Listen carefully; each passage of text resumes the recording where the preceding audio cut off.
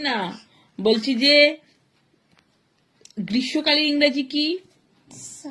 আচ্ছা, বর্ষার ইংরেজি?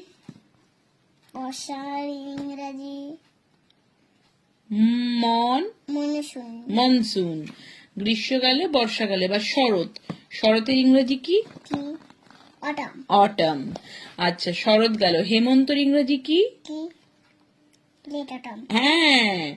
শীতের ইংরেজি কি? হ্যাঁ। আর আর শীতের পরে কি ঋতু আসে? বসন্ত।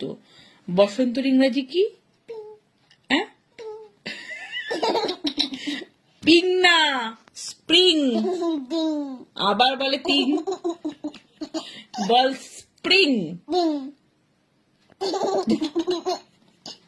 স্প্রিং। পিং না, বলে স্প্রিং।